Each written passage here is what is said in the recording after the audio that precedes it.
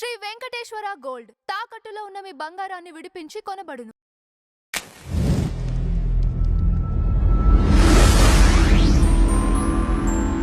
Madam నమస్కారం. నమస్తే అండి.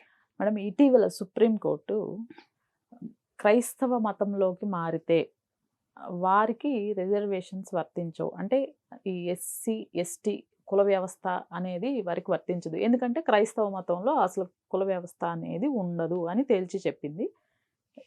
ఈ తీర్పుని మీరు ఎలా సమర్థిస్తారు? ఇది కరెక్టేనంటారా? అండి, హైకోర్టు చెప్పి సుప్రీంకోర్టు చెప్పాక అది కరెక్ట్ కాకుండా ఎందుకు పోతుంది? నెంబర్ 1. నెంబర్ 2, దీనివల్ల ఏంటండి మంచి చెడు అని ఆలోచిస్తే, ఇవాళ సుప్రీంకోర్టు ఇచ్చిన తీర్పు చూస్తే మీకు హైకోర్టు చెప్పిందని వాళ్ళు సమర్థించారు. ఏమని? ఇప్పుడు కుల ఆధారంగా కాదు హోదా అనేది, మీరు మతం మారితే మత ఆధారంగా మీ హోదా, మీరు మతం మారిన వెంటనే రద్దయిపోతుంది అని చెప్పింది.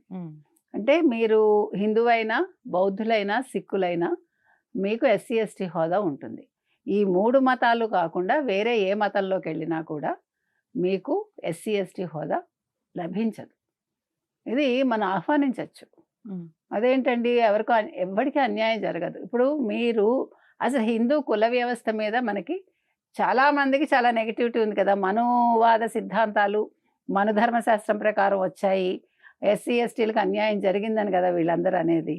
మాకు హిందూ మతంలో ఉండడం ఇష్టం లేదు కాబట్టి మేము క్రైస్తవంలోకి మారుతున్నాము. ఎందుకంటే క్రైస్తవంలో మీకు కులాలు ఉండవు కదా. ఇప్పుడు క్రైస్తవంలో మతాచారాల్లో చాలా మార్పులు ఉన్నాయి, అక్కడ కూడా చాలా రకాలు ఉన్నాయి. పెంటకోస్టులు ఉన్నారు, సిరియన్ క్రిస్టియన్స్ ఉన్నారు, తర్వాత రోమన్ క్యాథలిక్స్ ఉన్నారు, ఇంకా చాలా ఉన్నాయి. అసలు వాళ్ళు ఏదీ లేకుండా మీకు అది కూడా ఉంది తెలుసా మీకు? అంటే ఏది లేకుండా అంటే పూజలు కానీ, ఒక విగ్రహం కానీ, ఒక దేవుడు కానీ అవన్నీ లేకుండా కూడా నాస్తికులు కూడా కాదు, వాళ్ళ ఆస్తికులే. ఆ రకం కూడా ఉంది. అంటే మీరు లోపలికి వెళ్తే అసలు క్రిస్టియానిటీ మీద ఒకరోజు మాట్లాడదాం. ఎందుకంటే తప్పు కోసం కాదు, అంటే ఎన్ని ఉంటాయి, ఎన్ని రకాలు ఉంటాయి. కాబట్టి ఇవాళ ఇప్పుడు ఇంకొక విషయం ఏమొచ్చిందంటే, ఇటీవల కాలంలో వీళ్ళు కులాల ఆధారంగా పెళ్ళిళ్ళు కూడా చేసుకుంటున్నారు క్రైస్తవంలోకి మారిన అని. కానీ ఇవాళ సుప్రీంకోర్టు ఇచ్చిన తీర్పుని మనం ఆహ్వానించాలి. ఎందుకంటే ఇవాళ ఇది ఎందుకు వచ్చింది అసలు ఈ తీర్పు అంటే, ఒక పాస్టరు ఎస్సీ ఎస్టీ చట్టాన్ని వర్తింపచేయాలని కోరాడు, కోర్టుకు వెళ్ళాడు. దేనికోసం మేడం? మరి అది ఏదన్నా మరి అట్రాసిటీకి సంబంధించో ఏంటో మనకు కరెక్ట్ తెలీదు, బస్సు అదే కావచ్చు. సో దాని మీద ఇది వర్తించదని చెప్పింది. సో ఇంక మీదట క్రిస్టియన్స్ మమ్మల్ని దూషించారు, ఎస్సీ ఎస్టీ అట్రాసిటీ కేసు పెడతామంటే చెల్లదు.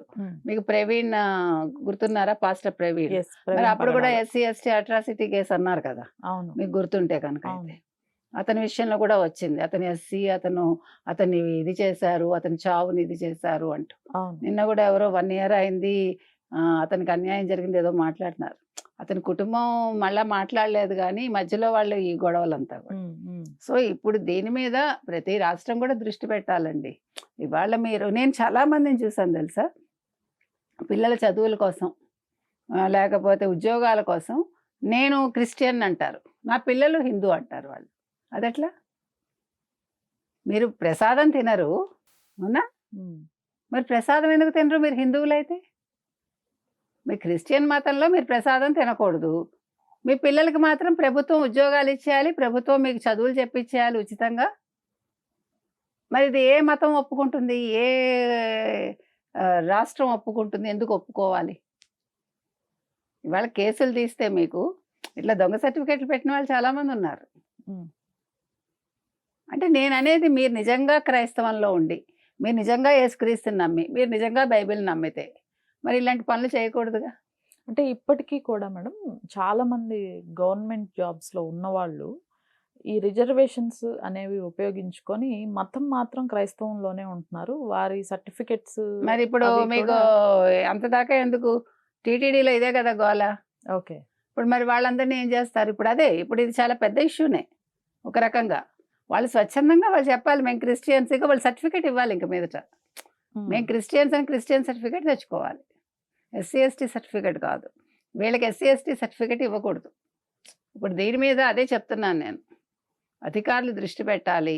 తర్వాత ప్రతి శాఖలోనూ వీళ్ళు వడపోత మొదలు పెట్టాలి. దానివల్ల వేరే వాళ్ళకి అవకాశం వస్తుంది. మీరు అడిగారు కదా ఏంటండి అని, నష్టపోయిన వాళ్ళకి అవకాశం వస్తుంది. నా Right. ఫ్రెండ్సే ఉన్నారండి, ఎవరో దాకా ఎందుకు. ఉమ్, నా ఫ్రెండ్సే క్రిస్టియన్స్గా ఉండి వాళ్ళు రిజర్వేషన్స్ అనుభవిస్తున్నారు. మరి వాళ్ళకి మనసు ఒప్పాలి కదా. నేను అంటున్నది అది. మీరు ఒక మతంలోకి వెళ్ళినప్పుడు, ఒక భక్తి మార్గంలో ఉన్నప్పుడు అబద్ధాలు చెప్పకూడదుగా, మోసం చేయకూడదుగా. గవర్నమెంట్ని కావచ్చు, ఉమ్, మిగతా బయట ప్రజల్ని కావచ్చు.